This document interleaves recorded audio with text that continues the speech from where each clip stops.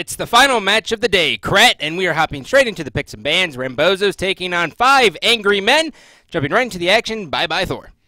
Yeah, Thor removed right away, so Rambozos don't want to play it, don't want to deal with it, and Geb, that's a lot more of a obvious ban, right? Thor is just kind of like, all right, in this situation, we don't want it against this team, sure. Geb's just like, yeah, no, it's not. I've seen so many Thors get banned, though, because junglers are realizing, he's got a universal ult. I can ult from Gold Fury, Fire Giant, my blue buff. I can really go from anywhere and get the party started. Well, and Homofe played a very good Thor, and honestly, Thor's just sort of like a less extreme Thanatos, right? He's got that early game presence. He is strong, but he's not as like early game focused. Like later stages of the game, you still do stuff. Yeah. Serket banned away, and Loki, that's for Meerkat, but the Serket, I mean, Homofe is just a high skill jungler. He's got good mechanics. So removing Thor, removing Serket, you know where the Rambozos are focused. Well, with Serket being banned, they're going to be looking to hover right over Ra right away, and they're going to waste no time. Go ahead and click him in.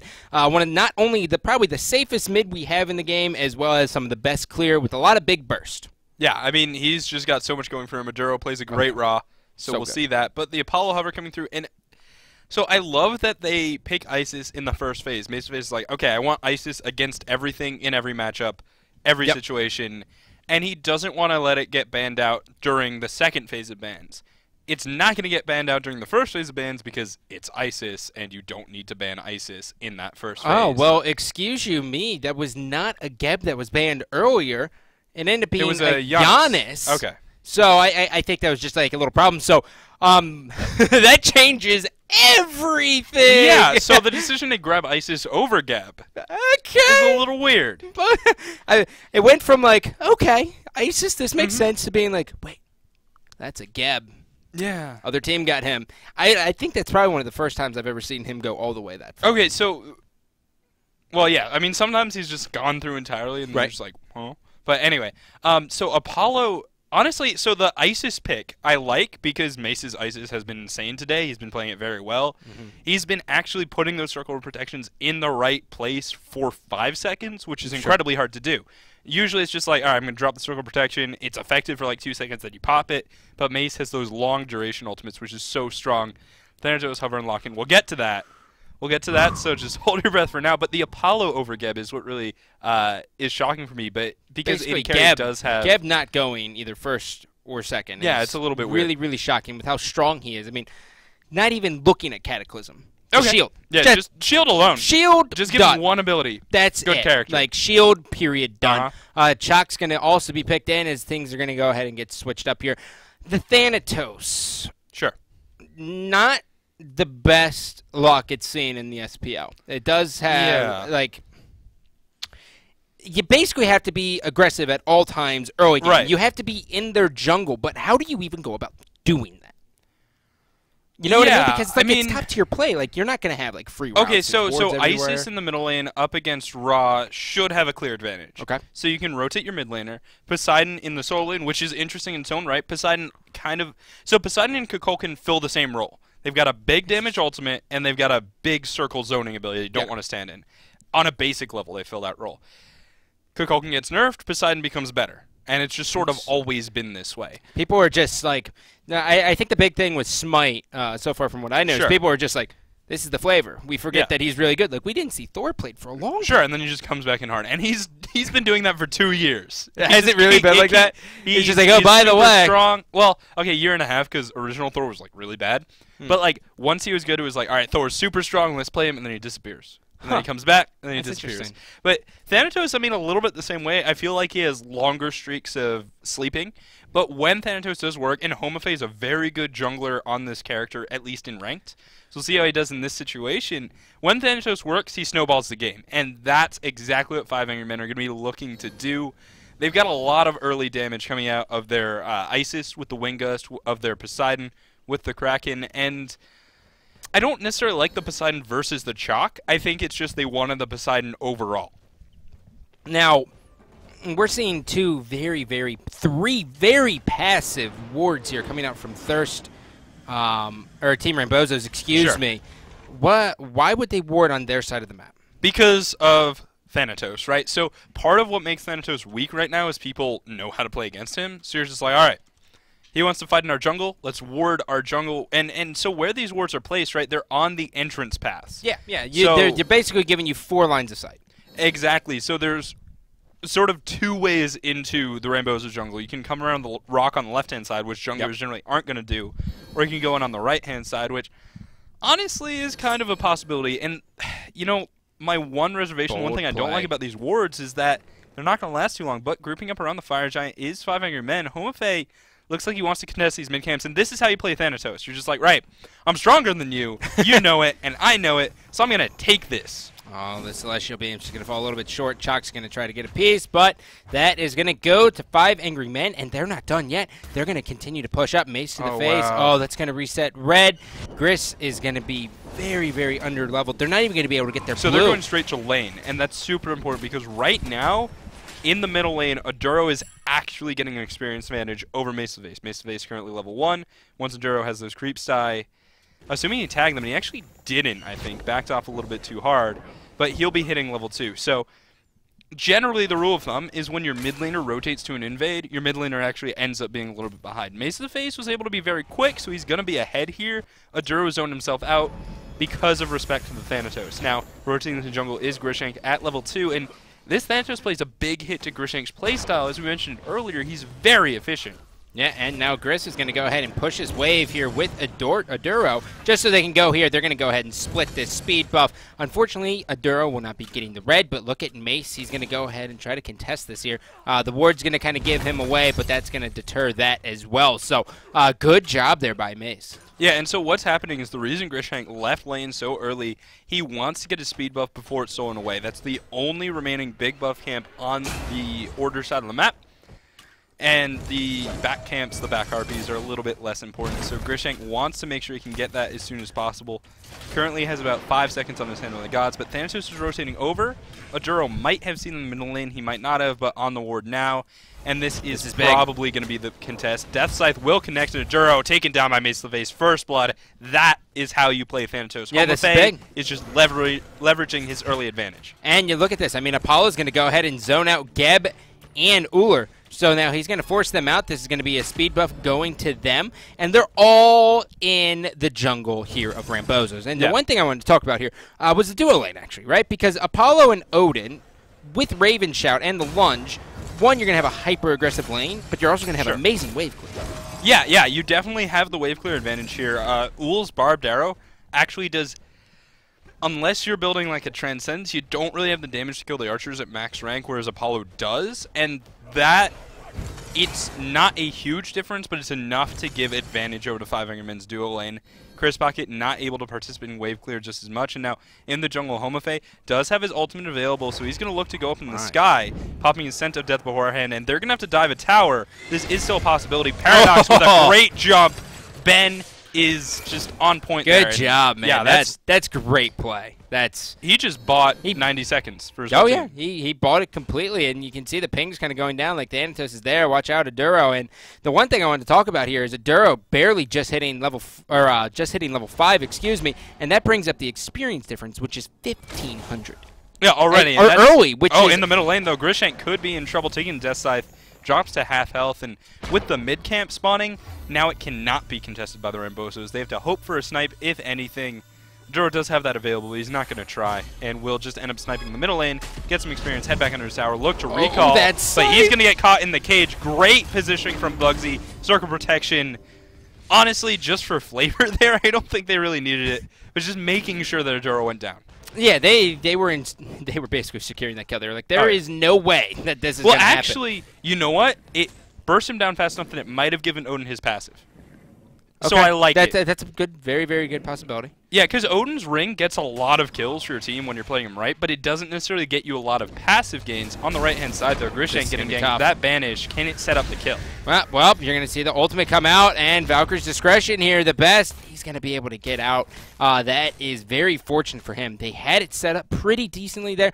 That's the thing about Chalk, though, right? Like, Chalk early on, it's so weird how you have to build them, right? Like you and I talked about it. It's like this weird kind of balance between damage and tanking. Yeah, I mean, that's the problem with Warriors right now, is that you have to sort of find the right balance. Otherwise, you're too easy to ignore or too easy to kill. Well, what's the math guy? It's not. It's really situational, right? It's like, what's on the opposing team? How can they kill me? What do I need to buy? What do I need to itemize to kill them? Do I want, like, raw damage on my chalk? Do I want, like, Heartseeker? Do you want chin size to carve through them? And it's really just a player call. In this situation, I feel like Meerkat can go a little bit more aggressive with his build as long as he's properly playing around the Isis and those circle protections in later phases of the game. But we'll see what happens because it also depends on how he does in lane. And speaking of which, he's being ganked by Homofei right now. Death Scythe is going to be important. It will connect, and that's going to be a kill unless this ultimate is juked somehow. It's not. Homofei finds his kill. First one of the game, 2 assists. He barely even jumped up, right? It was funny. Like, he didn't even take to this guy at all. He wasted no time. He just went in there. And the one thing you want to point out here is the ward coverage here of Rambozos. All super passive, right? They're being all defensive. And what's interesting here is that Ra has actually not wasted, but he spent 150 gold on 3 wards already. This stage again, 5 minutes. Yeah, I mean, they're just trying to stop the bleeding right now, but already down 2,000 gold and 3,000 experience. So here's the question. They're down, but are they down more than they're supposed to be, right? Like, when you pick Thanatos, you're saying, okay, we want to get ahead early. And you're supposed to get ahead early. But how far ahead of that curve are you? Well, I think you got Thanatos to a point where he's sitting pretty. He's got 1,500 gold in hand. And he's actually going to go with the Ninja. Tabby. Okay, so that means he wants to gank more often, right? So there's 2 schools of thought, one for the penetration, which leverages your early game in terms of damage, and one for the cooldown reduction, where you just want to use your abilities, especially your ultimate, more often. 2 Hogs come down on that left mid camp, and that's just important to secure the speed buff. A lot of trouble here for Mace. He got banished.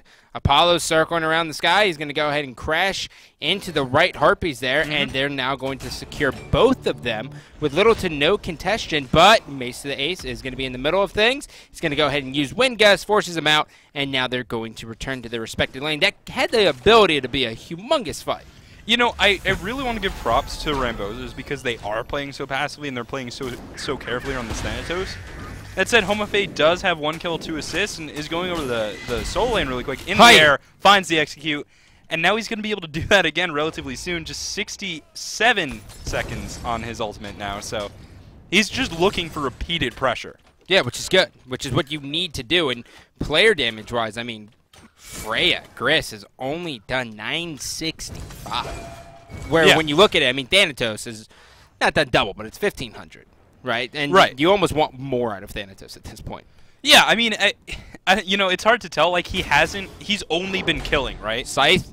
Oh, wow. Brood Banish coming out. Can't quite get that kill. But Thanatos, that's the first time someone's actually gotten away from Homofei, it feels like, right? Yeah. Like, he's just rolling through kill. So there's no poke in his player damage. And it's just, like, it's what, 2,000 points of kills. It's nuts. Scary. It's nuts.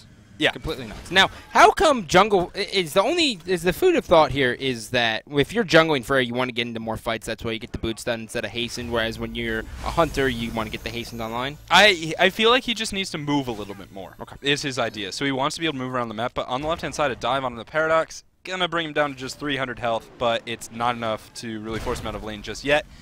And now with Grishank here, they're gonna be able to hold the lane, but they're not gonna be able to turn around. And actually, Thanatos in the jungle using that scent of death. Not going to go for the kill. He doesn't want it.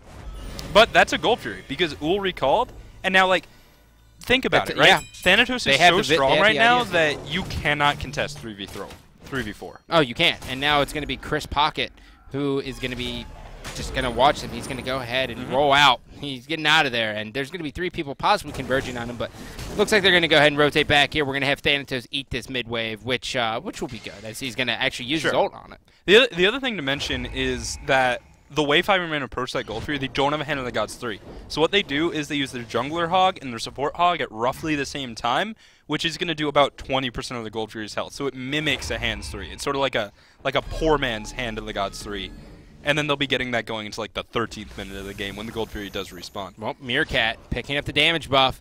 He's got the rotation going on. He's going to teleport to his axe, and he's not going to be able to find any follow-up damage there. Really, 5 Angry Men just doing an excellent job of just disengaging when they don't want it. Yeah, it's really sort of guerrilla tactics. Mace of Face banished out, though. Snipe's not going to connect, so poor synergy. Now the circle protection will be enough. Does heal Mace of Face, goes into that early active, and it's I believe rank 2, but Meerkat's going to find him on the backside. Now, in the mix is Bugsy. He does not have his ultimate here. Now, as Best shows up, Apollo ults in. Meerkat could be a little bit far forward, but Rambozos has taken barely any damage for the positions that they were just in. Yeah, exactly. That Apollo AD carry could have came in there and just destroyed them, but now they're going to look for the Gold Fury. AD carry is going to kind of deter them from that, as now they are going to be pushing here on the mid Harpies, and now here comes the Gold Fury contestation. But this is exactly what the Best needed to do in that scenario. He's like, okay, they want to go, I'm going to push their wave. Yeah, exactly. Just push some waves in tower. Meerkat will pick that up, and with the Duro's help, clear it out.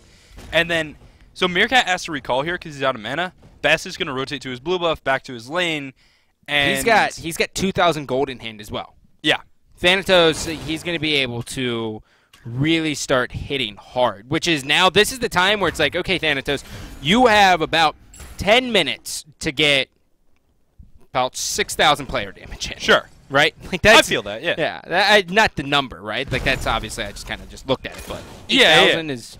This is his window of opportunity, and it's going to sort of guide his transition. Now, it's a little interesting to see Homofei backing with just 2,200 in hand, but that's going to give him rank 2 of his Jodens, and he's just going to be backing with that. So just as like, all right, well, it's a good time for me to get back to base. I need to get into left jungle, and it's just speeding back up. But he is looking for that Joden's timing, and then off of it, we're going to see a lot more aggression because that's going to drop his cooldown of his ultimate to below the 60-second mark. Now, Adura actually is going to go with the Shoes of Focus here. Okay? Sure. So he's going to be looking to do a little bit more CDR build. So I wouldn't be surprised to see a next Chronos Bennett, but it looks like he's elected to go into the Uncommon Sash, right? So that's most likely going to be Warlocks? Yeah, it's probably going to be Warlocks. He's just looking to farm up, play defensively, and, I mean, he's... Well, 5 Angry Men wants nothing to do with that. Yeah, exactly. That's it. Is that the right call when you're going against a Thanatos? Do you build for CDR? I think the CDR. I mean, okay, so Pen Boots is something that I really like because it does more damage early on, right? But Rambozos don't want to fight early on, so who cares how much damage you're doing? Now, there are situations where Rambozos are forced into a fight or whatever, but CDR boots are going to sort of be okay in that situation, get more heals and stuff. Okay. Basically, I like it because the Rambozos, as a team, are playing defensively. They've got a strong magic damage option in Grishank, and they're just basically trying to turtle. Wow, they forced a Valkyrie's Discretion out of Gris as well. And Death Sight hitting him that's a lot of damage coming out of Homofei. Oh, yeah. So now Aduro's just going to watch as his tower is just going to be taken from him. On the left side of things, though, Ullr versus Apollo. Paradox has been losing the boxing matches, but that's kind of expected. But he's still hanging in there well. Yeah, I mean, I think a big part of that is just Odin as well, right? Odin's able to apply so much pressure to a hunter, whereas Geb's just kind of like, well, I'll shield you and keep you alive. But there's no real knockback in this lane. Oh my god, that's another thing. They have Odin, who's another early game dependent hero as well. Yeah, it's so early game. On the right hand side, Kraken comes out trying to peel off Mace to the face, but Meerkat is in a lot of trouble. Will die. Once again, the old up and down from Homofei is not afraid to he's really comfortable on this character. Yeah, no, and they have complete control of this game. Looking at it, 6,000 experience difference, 4,600 gold difference, all in favor of 5 Angry Men. That is good. And, you know, man, I feel so weird saying this, but I feel like Homofei should be playing Thanatos more often because he knows exactly how to do it, right? He's just leveraging his early game advantage as hard as he can, and now that he's got his Jodens and his Ninja Tabi, now it's time to get his team fed through objective control, through repeated ganks, and look at the ward coverage coming out from 5 Men. And honestly, both teams, it's just all in the order jungle. Gold 3 respawns. Bugsy tried on the respawn timing, but Circle Protection comes down just to help burst it down. 5 seconds of charging up. Everyone's here. This is a premeditated play, and that's like a 6-second Gold Fury. And looking at it as well, we completely forgot about Poseidon because he was going against a Chalk, and as a casters, we're like, they're going to kind of be next to each other, but there's going to be barely any damage. But he actually has pretty good synergy with this team, all things considered. Sure. I mean, you get the Ring of Spears that make it nice and easy for you. Sure, you may not get the full damage, but it's definitely almost impossible to miss. And Isis can set up as well with her Silence and her Spirit Ball, so there's nice synergy there. And the other thing about Poseidon that's a little bit underrated is his Trident is so good. It's when you get your Trident maxed, which is going to be like 4 more levels or so, as best as maxing that last. It's, okay, so level 19. It's going to be actually just 3 auto attacks. And when your mage has a lot of magic power, they can hit for like 450 a swing. Speed buff will not quite be contested in time, but now there's going to be a fight as Bugsy drops a ring. Nice Spirit Ball onto Grishank immediately up in the air, and that's a really good category. This is a great fight here by Rambozos. They could continue on this. Aduro with a nice double kill as well. Mace to the face is going to get out of there as Apollo's going to get out. Great stun there, but 80 carried is in a lot of trouble here. He's got Paradox chasing him down, and then he's going to go ahead and get forced out. Mace to the ace or Apollo shouldn't be taken out here in this scenario, but on the right side of things, the best is going to grab his speed buff, or blue buff, excuse me, and he does have to be careful. Meerkat could contest that if he really wanted to. And now on the left-hand side, it looks like some contention over the blue buff. Back in? Will go to Chris Bach. Yeah, so they're just, all right, this is the first time all game we've got an advantage, guys. Let's try and get something off of it. So they get some kills. They the get right a blue thinking, buff. though, right? And exactly, like, take what you can get. Right tower will go down as well as Meerkat's able to force that out. Meerkat is going a little bit defensive with his build, so he's got a cloak, and that's going to build probably into a hide or into a wow.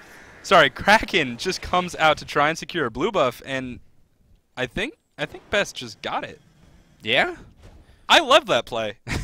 He's not doing anything with his Kraken. Might as well ult the blue buff, right? Yeah. Screw it.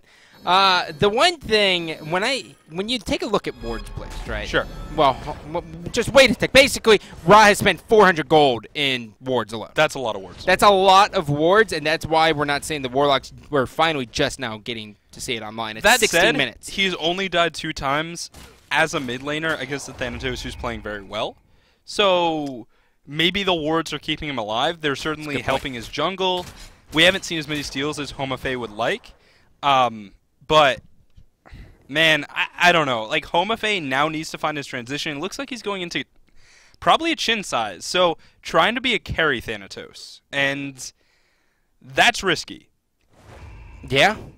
What's the difference? Because wouldn't you say most Thanatoses want to do the damage? I mean, so what it comes down to is late game, is he going to be able to stay in people's faces and auto-attack with his great penetration steroid on his 2 and with his pretty good hit chain and his chin size? Or is he just going to get turned on and obliterated by characters like Freya and Ull? And that's really on Homafe to just play well with this build. It's going to keep him relevant in terms of damage, but it's not necessarily going to keep him alive. Well, Thanatos is going to spot Aduro. He's going to silence him.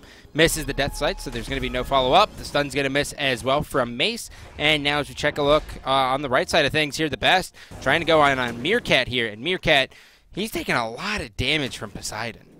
Yeah, not really itemizing defensively. Just does have that Urchin online now, but with only 45 protections on that and up against a Poseidon that does have an Obsidian Shard already, he's getting penetrated quite a lot. Now, red buff is going to be contested by Homafe. He's just standing in front of it waiting for Mace and Best to show up, and with the Kraken available, this is going to be a tough fight for Rambozos.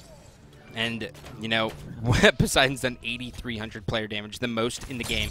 Mace is going to be there. We're going to see the Kraken come, and now he's going to Aegis. Great job by Meerkat. That's going to go ahead and get out of there, but the Hovering Death could be there if he wants to do it. That's going to be a nice job there from Bugsy. Homafe is going to come in. Down goes Meerkat, and Valkyrie's Discretion is going to be forced out, but Aduro does have the Searing Pain in the back. He's going to throw down a heal. Homafe is going to get another kill there on Geb. Yeah, and this was actually a 3v4 on the left side. Bugsy and 80 carried, 2-manning down the Paradox, so just winning all across the map with that play is 500 men. They're going to be able to take the left tower with the next wave of creeps, unless Rambozos might be able to get there in time, but yeah, no, that's going to go down. In the middle lane, they're trying to defend against this siege, and not as much tower damage there, so it will be safe for now, but 5 members of 500 men in the left lane. Homafe is going to have Gris directly behind him. They can turn on this, and Gris is like, okay, I'm out of this. And they're actually going to pressure onto this Phoenix, which is going to force Aduro to come over here as well. He's going to drop a heal, waiting for his teammates, but that Phoenix is long gone. Yeah, and that's going to be an extra 150 gold per player. On the left-hand side, though, Grishank with a flank. He's not doing enough damage. Will be forced out immediately. Jumping forward is the Paradox. Does find a stun, but it's beads out preemptively from 80 carried. Nice play there. Spirit Ball to buy some time. Snipe comes through. Not going to connect. And Spirit Ball has saved them so many times. It's so good. This ISIS play has been fantastic. They're just like running away, and he's like, oh, I got a Spirit Ball for you guys. And he's hitting it every time. I don't think you can ban out Homafe. I think you have to remove the ISIS. And, I mean, there's not going to be another game from 500 men until next week. So that gives them time to just work on other strategies. But, man, this ISIS has been incredible. Because Mace to the Face isn't pressurable. The way he's playing with his Circle Protection, with his Aegis, with his beads, he's just not getting pressured hard enough. Even going to a Book of Thoth, so he doesn't feel he needs a Warlock Sash, and I kind of think he's right. Well, the clock is against 5 Angry Men. Rambozos know this. They say, okay, Odin's going to fall off significantly, so is Thanatos. We have to hold out for about another 15 minutes. And as you look at the player damage, you can start to see already Thanatos only doing 5,000. Only 5,000 player damage at this far. He's in the bottom 5. So let's talk about this Thanatos fall off here, because it's a little bit interesting the way that he's going to fall off in this game. Okay. Because of the way he's building with the chin size, his damage will stay relevant. He's just going to have a hard time staying alive, so he really needs to rely on that Aegis Amulet, currently rank 1, to not get turned on when he ults in. And so look for Homofe to actually be playing like an assassin, waiting for the end of team fights, not starting those fights, and just cleaning up where he can fight 1v1, 1v2. But Blinkton will just immediately ult out there. Cataclysm does not connect, and now Meerkat is actually turned on. Will Aegis preemptively. The Kraken is going to connect, and he's forcing the Storm Call, but should get cleaned up here. Spirit Ball not connecting, but Homofe will gets the kill with those chin size, and this should be a Fire Giant. Mace has such good synergy with his entire team. Oh, he's always there with these Spirit Balls. They're in such good position. And Ring of Spears is going to be here as well. And Bugsy is going to be able to have that nice setup for them. Down goes Adura, which is going to be huge. Ullr's going to be in the back. That's going to be Paradox as well as Gris. Gris is going to be in a lot of trouble here. Valkyrie's Discretion doesn't buy you that much time. They're going to hunt him down like a pack of wolves. Down he goes. Geb's going to be recalling here. He's just trying to be sneaky. Diving the Phoenix. 80 carry really wants the Paradox through the wall. So beautiful, not going to connect. Channeling Zapman with that play, but Fire Giant will be started. And hold on a second, Chris Pocket's still here. No, he's been lingering. That's what I was saying. Yeah. He could do. He's going to go for it. CC immunity, but he is in combat. Tries to get in. Could potentially get the hog here. It's a little bit too far away. Bugsy's just waiting. Rambozos gets the Fire Giant. Chris Pocket is able to recover from earlier today. Get it at just the right time. And here's the thing. When you're trying to steal, you hog early. Best chance. Yeah? I mean, Bugsy was sitting and he was waiting. He's like, all right, we're going to kill him. I'm going to hog the Fire Giant. We're going to be good. And Chris Pocket was just like, okay, wait for it now. And he just presses F, hopes for the best, dies, but he dies with a smile on his face. 5 Angry Men not able to get the Fire Giant. They are still up 10,000 gold, 12,000 experience, but that is goodbye Rambozos 5 more minutes. And you talked about the early game team. Buying 5 minutes is really big. Yeah, very, very, very big. But my question is does this change 5 Angry Men's playstyle? Right now they're grouped and they're pushing down mid. They're not worried at all about the FG. Yeah, I mean, they need to keep the aggression up. At the very least, they want to keep Rambozos from pushing up past like a third of the map, right? So they want to keep them on that inner tower line. Will be tanking down the middle tower, not going to do enough damage to really kill it, but the right tower should go down with 80 carry in that wave of creeps. So the Rambozos are going to be forced to defend their Phoenix. Actually, blinking in his Chris Pocket. I think he got beads there, so well, that's nice, but mid tower is going to fall.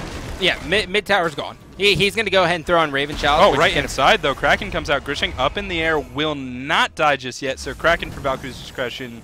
Honestly, pretty good trade. Yep, Adura's going to be in the back here. When you take a look at Ra, you are seeing the Obsidian Shard here as well. So yeah, finally gets that pen. Yeah, finally. Very long time here. With those boots, though, he's going to be able to throw down a little bit more heal, so they have a chance. As long as they can keep the fights underneath the Phoenixes, they're okay for just a little bit. Yeah, and you know we questioned the decision to make cooldown boots into Warlock Sash, but I think Rambozos have made it to the point where this is going to start to pay off, right? Well, they got 70 stacks on it. Yeah, exactly. 70 stacks is like, you know, it's pretty good. Yeah. He's got the Obsidian Shard, so he has that pen. He's been able to make it to that. Does have those cooldown boosts as well. And the real question is this 12,000 gold, 12,000 experience going to be enough, or will Rambozos be able to turtle, buy a little bit more time, and get a little bit further ahead? So big objectives actually are jungle buffs now. You want that 10% cooldown reduction on whoever it can benefit. You want that speed buff for the extra attack speed and movement speed in red. Super important. If we take a look at Mace to the Face, currently sitting at 270 magic power. Hey. And actually it's going to go to best, so that changes my point. But he's at 492 magic power with that red buff. It gives 20%. It's, in some situations, better than the Fire Giant buff if you have 400 magic power. You know, it's funny. You know how we were talking about the global presence sure. of Apollo, right? Mm-hmm. Like how he's so much fun to play. When you look at the structure damage, he's almost done 5,000. Next highest is 1,200. It's gnarly. He hates towers. He wants to just win the game. He's so tired. Totally. He's like, dude, guys, I'll push all the waves.